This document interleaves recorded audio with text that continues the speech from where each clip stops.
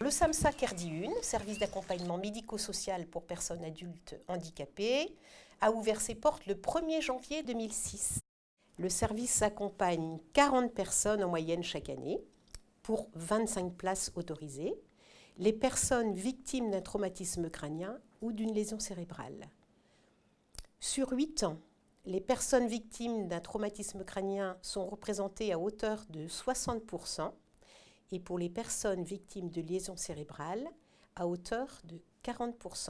L'âge moyen des usagers sur les 6 dernières années est de 38 ans. Sur les 3 dernières années, nous avons effectué 7 entrées et 8 sorties en moyenne par an.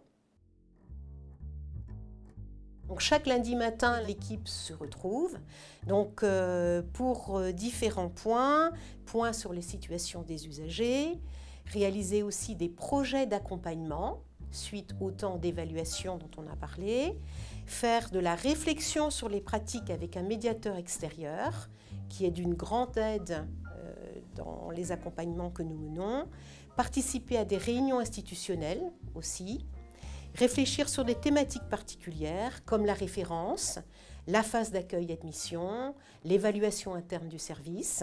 Pour mettre en œuvre les objectifs définis dans les projets d'accompagnement, chaque professionnel s'organise dans la semaine pour rencontrer et accompagner les usagers sous forme de visite à domicile de la personne ou sur tout autre lieu d'activité, scolaire, sociale ou professionnelle. Des rendez-vous s'organisent également dans les locaux du SAMSA. Le travail avec les partenaires est également très important, tels les services à domicile, les services de rééducation et de réinsertion professionnelle, la MDPH, les organismes de tutelle, qui font partie intégrante de l'activité du service.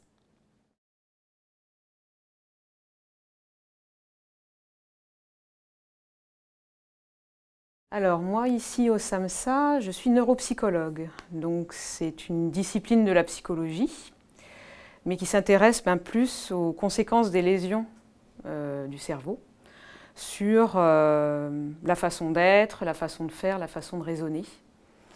Donc il peut y avoir plusieurs origines à ces lésions. Donc par exemple, ici au SAMSA, on a majoritairement des personnes qui ont eu un traumatisme crânien lié pour la plupart aux accidents de la route. Mais pas que, on a aussi des personnes qui ont eu des accidents vasculaires cérébraux, ce qu'on appelait les attaques dans le temps, on appelait ça comme ça. Ou alors des personnes qui font des anoxies, c'est comme ça qu'on appelle ça, c'est-à-dire que le cerveau manque d'oxygène à un moment donné. Donc ça peut être le cas lors de noyades, d'arrêt cardiaque. Et puis, encore un autre exemple, les tumeurs cérébrales, voilà, qui peuvent apparaître au cours de l'existence. Et en tout cas, le point commun ici des usagers, c'est que ces lésions-là vont continuer d'une certaine manière à les gêner dans leur vie, quoi. Voilà, parce que ce n'est pas le cas de tout le monde, il y a des gens qui récupèrent très bien, après des accidents vasculaires par exemple, ou même des traumatismes crâniens. Sur un plan neuropsychologique, ils n'ont pas tous des troubles. Mais ici au SAMSA, ils en ont tous. Alors moi je vais répondre sur le plan de la psychologie clinique. Les troubles qu'on perçoit quand même bien souvent dans les suites du traumatisme crânien, c'est des troubles identitaires, des troubles dépressifs, des troubles anxieux, voilà, pour les plus... Et le syndrome post-traumatique, bien sûr, quand on arrive chronique, parce qu'on les prend quand même à distance de leur accident. Donc voilà, il se peut il m'est arrivé d'accompagner des personnes effectivement qui souffrent encore d'un syndrome post-traumatique chronique, quoi, en fait, à distance. Ce qui veut dire reviviscence de l'accident en permanence, des troubles du sommeil, beaucoup de... les syndromes neurovégétatifs, les sudations, les mouvements anxieux, respiratoires. Voilà. Et il y a des gens qui sont dedans bien longtemps après leur accident.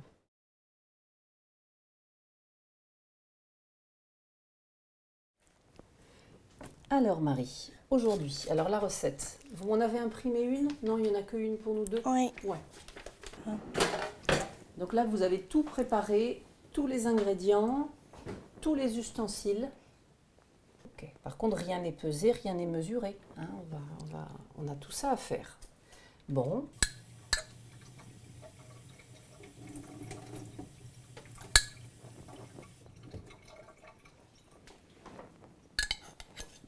Le grand objectif de l'ergothérapie, c'est toujours ça, c'est de retrouver un peu plus d'autonomie malgré les difficultés, malgré le handicap, malgré les restrictions. C'est d'être un peu plus autonome, mais on y va petit à petit, hein, c'est des petits objectifs. Voilà. Pour qu'un jour Marie puisse avoir peut-être son chez-soi, il faut déjà que dans l'espace où elle vit actuellement, entourée de ses parents et avec les aides humaines qu'elle a, il faut qu'elle puisse s'exercer, en fait, pratiquer beaucoup pour se rendre compte des difficultés là où il y en a et puis pour pallier. Parce que l'autonomie, elle peut être relative, c'est-à-dire que vous pourrez certainement habiter un jour dans un logement, votre propre logement, mais peut-être que vous aurez toujours besoin d'un petit peu d'aide humaine. J'allais vous dire, sinon on le réchauffe un petit peu, mais il a l'air d'être un peu liquide. Mais après, le pot, il colle. Le pot colle, hein, ça c'est sûr. Vous voulez que j'enlève le couvercle? Allez, tenez-le vous, essayez de faire. Voilà.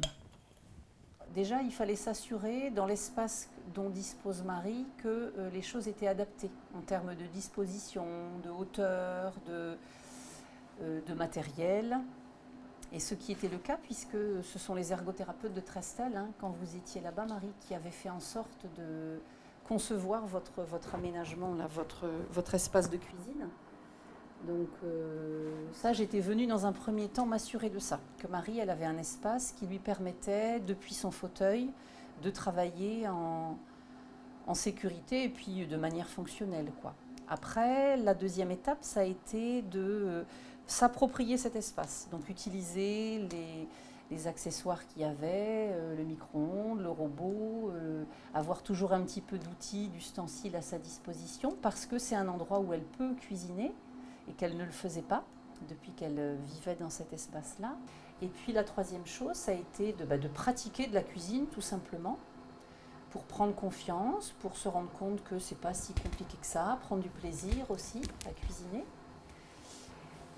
Et puis quand il y avait des difficultés au niveau moteur, parce qu'il y a par exemple des tremblements au moment de cuisiner, ou il y a un manque de précision ou de coordination dans le geste, là, l'idée, c'était de trouver des ustensiles, quand ils existent, pour pallier aux difficultés. Puis quand il n'y a pas les ustensiles, eh ben, c'est de l'aide humaine, c'est apporter de l'aide humaine. Donc c'est ce que j'apportais à ce moment-là.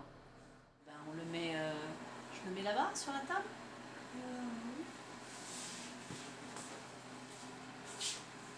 Ben, j'ai revu le résultat final aujourd'hui. Il est beau. Puis maintenant, j'ai mon appartement, puis ça m'a aidé pour être presque autonome quoi, chez moi.